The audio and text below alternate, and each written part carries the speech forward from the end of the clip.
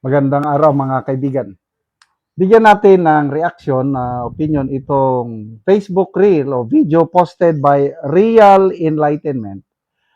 Pahayag ni Attorney Baligo doon sa kanyang interview sa third floor studio ni na Yusek Pam and Marlon. Oh, ito, kakatuwa yung sinabi daw ni Tito Soto na there is clear and present danger. Yun pala, yung word na clear and present danger is para sa freedom of speech ginagamit. Hindi niya alam. Ginagamit niya sa security threat yung clear and present danger. Then after that, siniwalat niya na isang oras silang nag-usap ni Senator Soto sa loob ng opisina. Talagang pinasok niya. Matapang siyang nakipagharap kay Soto. Grabe oh. Pakinggan natin.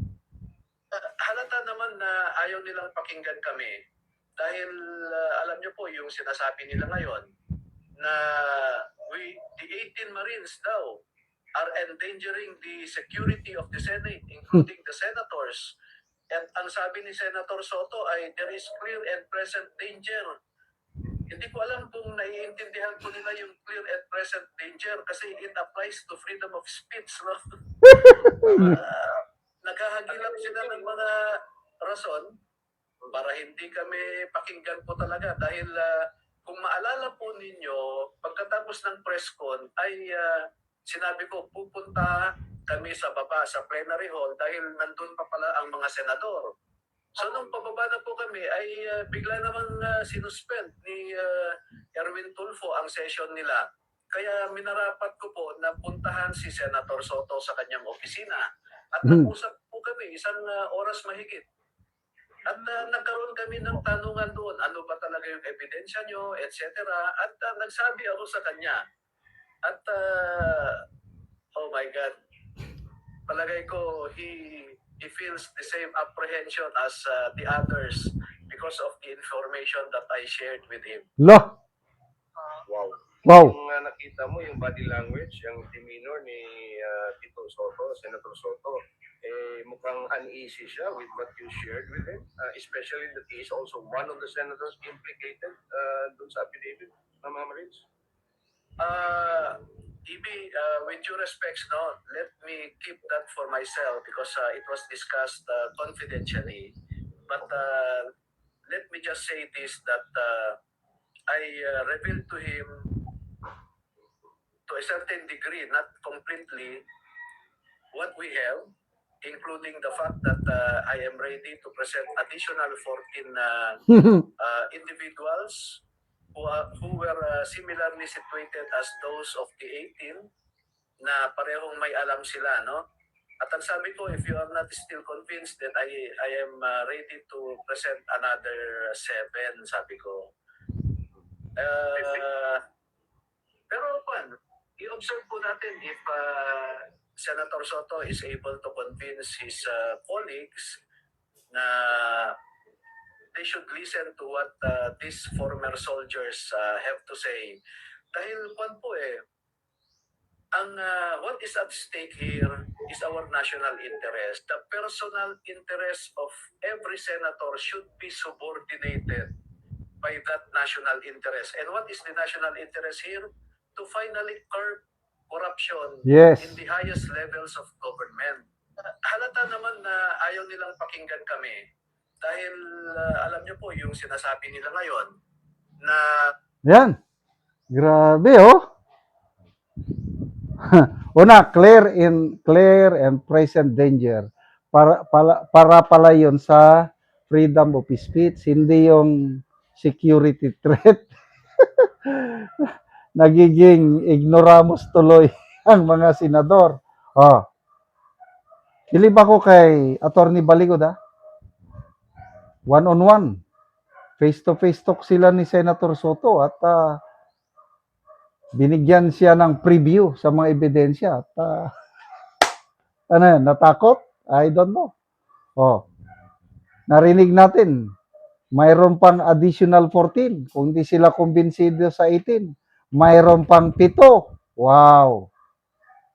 So, paano na lang yan?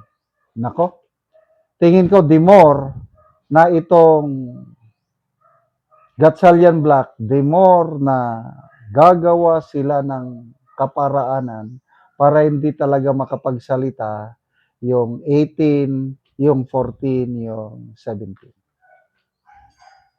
Lalo na kung magtagumpay sila na maka-convince pa, makakuha pa ng isang senador na sumama sa kanila.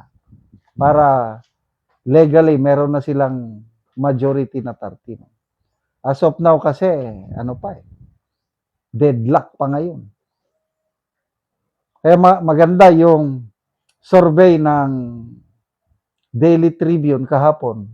Nagtanong, para ma-solve ng deadlock, botohan natin.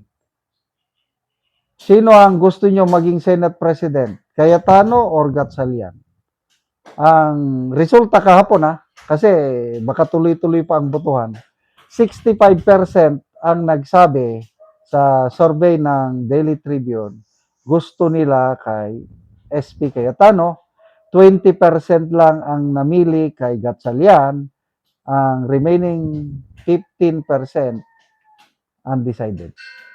So, ang suporta ng nakakarami ay dito kay SP Cayetano. Kay siya naman talaga ang legally elected according to 1987 Constitution na Senate President dahil 13 yung pumili sa kanya.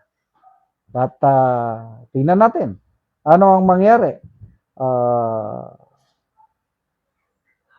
Yung Blue Ribbon Committee hearing ni Senator Marcoleta, na-announce noon na dapat sana kahapon. Kaya lang, parang inuna muna nila yung pagtulong sa mga biktima ng lindol, which is correct. Kaya, nagpaunahan na itong Gatchalian Black and Cayetano Black. Punta sa Jensan. But I believe, nauna ang grupo ni Senator Cayetano. Nauna sila ng isang araw. Sumunod sina Gatchalian. Although wala pa akong nakita meron pala. May nakita akong picture, Gatchalian at saka Speaker D. Nandun. Salamat mga kaibigan sa inyong pagsubaybay sa channel na ito. Nakakatulong kayo ng malaki sa tribong Talaandig ng Bukidnon dahil namimigay tayo ng libreng yero at pako para sa makapagpatayo ng mas maayos na tirahan ang tribong ito. Panoorin nyo ang video. Nako sa balay sa natabangan namo og yero. So mo na ni ang itsura sa iyang atop. Mga dagko na gyud og buslot. So mo na gyud ni tungod sa kakaraan na sa iyang yero, inani na gyud nagkabangag-bangag na.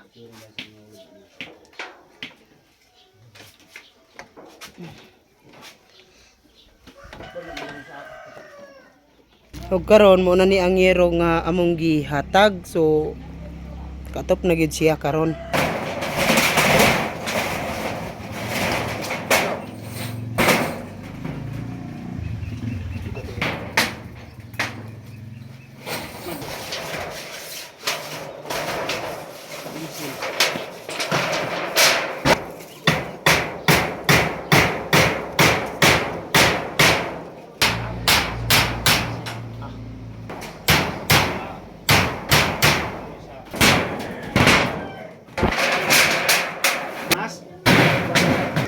O karon humana gyud sa pag-atop ang ginatabang nga yero. So makita gyud nato nga nakatop na sila sa ilang bag-o nga balay. Oo, sa nagtabag og inre ba. Adjust tabang di gyud ko ato. Salamat kayo sa nagtabang kay nakatop na gyud ko. Salamat. Ang tabang di gyud ato kay ang kwarta tama na gyud sa kaon. Taman ra sa pagkaon. Unsa ra day imong trabaho? Mag-uma? Mag-umara. Oo, so karon nga ting init ang inyong mga mais. Wala na gyud. Ayos na. Oo. Ayos na. Oo. Sa mga lang pagit ko tong tabang og naba. Oo, so kuan ra gyud. Nagpasalamat ka nga tabangan ka giro nga nakatop na ka. So dili na gyud ka maulanan. Dili na kayo man. So pila na to katuig ang imong atop nga imong gitanggal nga mga buslot na? 15 na to katuig. 15 na katuig. So taod-taod na gyud. Dugay Oh, na ko. so salamat na kaayo.